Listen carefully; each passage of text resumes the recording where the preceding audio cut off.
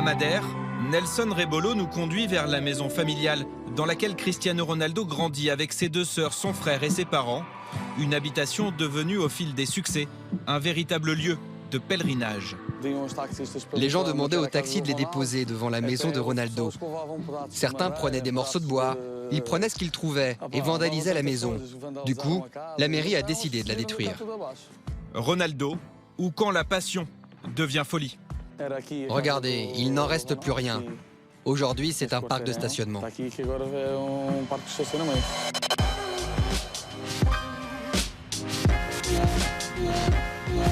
Au Portugal, cette folie autour du double ballon d'or reprend à chaque match de la sélection nationale.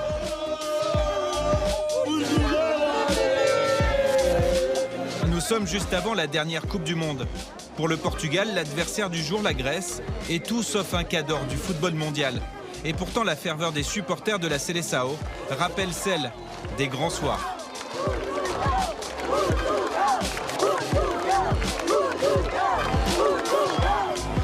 Ce jour-là, Cristiano Ronaldo est blessé.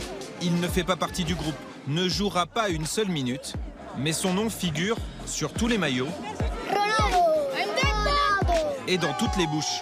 Ici, l'admiration n'a pas de limite et pas question d'émettre la moindre critique sur le capitaine de la sélection. J'aime Cristiano, c'est un très grand joueur, un des meilleurs du monde. Je peux dire un gros mot? Ceux qui le critiquent, qu'ils aillent se faire voir. Cristiano Ronaldo est le meilleur joueur du monde. Des fois, j'entends parler de Messi, mais je n'ai pas d'opinion. Pour moi, Cristiano est le meilleur et le restera. Il est le meilleur, j'ai confiance en lui.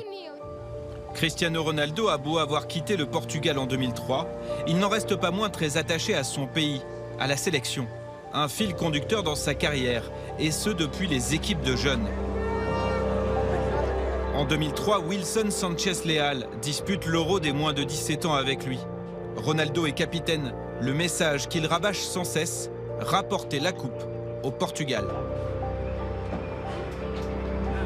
À partir du moment où il sait qu'il était le leader technique, son ambition c'était de faire plus. Donc en faisant plus, les ambitions viennent avec. Donc il voulait gagner. Championnat d'Europe, je me rappelle, on était parti, c'était pour la gagner, la coupe. Et bon, ça s'est pas très bien passé, mais on voit qu'il a un attachement. C'est un mec qui mouille le maillot, quoi. On verra jamais tricher. Il avait vraiment ce côté portugais un petit peu, à être comme ça, à dire que le Portugal c'est le plus beau pays du monde. Cet attachement, cette volonté de se surpasser sous le maillot rouge et vert frappe dès ses premiers pas chez les A. Oui, mais voilà, une génération exceptionnelle est en place, celle des Luis Figo et Pedro Miguel Paoletta. Faire partie du groupe relève déjà de l'exploit. C'est encore un joueur comme tant d'autres au Portugal. Il y a beaucoup de joueurs qui ont ce talent-là, en tout cas à 15-16 ans. Des joueurs qui sont très bons, qui dribblent, qui font beaucoup de gris-gris. C'est un jeune qui arrive, qui marque, on en a eu d'autres. Donc c'est pas encore le phénomène. À l'abri des regards, Cristiano Ronaldo veut faire ses preuves, travaille sans relâche. Il met tout en œuvre pour se faire accepter. C'est vrai, il arrive, il fait ses gris-gris, mais il est très respectueux aussi des anciens. Donc il apprend aussi beaucoup. Et c'est peut-être la manière qu'a Cristiano Ronaldo de se faire des amis aussi, c'est d'aller demander conseil. Quand vous êtes un jeune joueur, que vous arrivez, vous allez voir Figo et que vous lui demandez des conseils sur les coups francs, etc.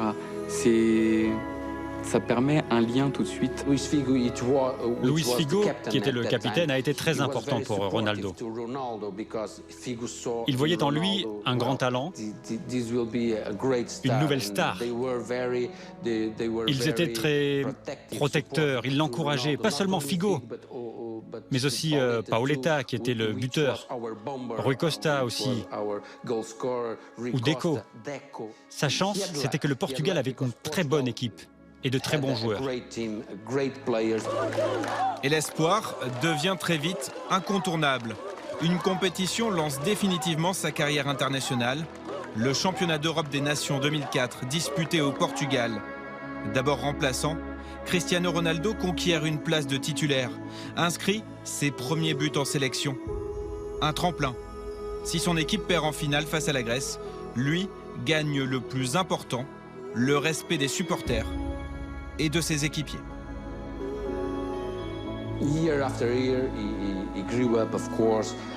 Depuis année après année, il a grandi. Et il a développé des capacités extraordinaires à marquer des buts. À ses débuts, il n'était pas le leader naturel. Depuis, il est devenu.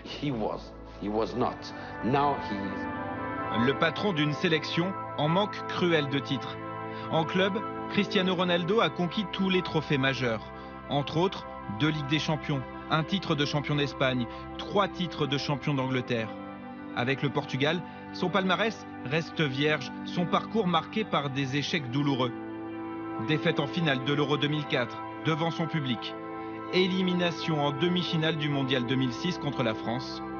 Échec au tir au but encore une fois en demi-finale lors du championnat d'Europe 2012. Mais le pire survient l'été dernier.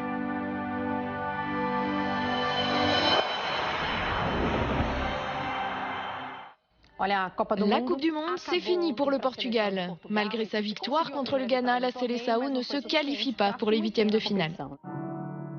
Le mondial brésilien aurait pu marquer le retour au premier plan du Portugal. Il symbolise un échec cuisant, une élimination dès le premier tour, une humiliation 4-0 face à l'Allemagne, une faillite collective. Quant à Cristiano Ronaldo, gêné par une blessure depuis plusieurs mois, il ne peut enrayer la spirale négative. Et si le Ballon d'Or avait laissé passer sa chance de conquérir un titre avec la sélection? En même temps, maintenant il a 29 ans. Combien de Coupes du Monde il pourra faire encore? Peut-être une, en Russie en 2018. Mais du coup, ça ne donne pas beaucoup d'opportunités au Portugal. Apporter un titre à la sélection reste son dernier grand défi pour passer du statut de héros national à celui de légende du football. En somme, accomplir son rêve d'enfant. Je crois qu'il va être encore le meilleur joueur du monde. Pour le plaisir qu'il a de s'entraîner, pour le plaisir qu'il a de jouer, pour le plaisir qu'il a de gagner.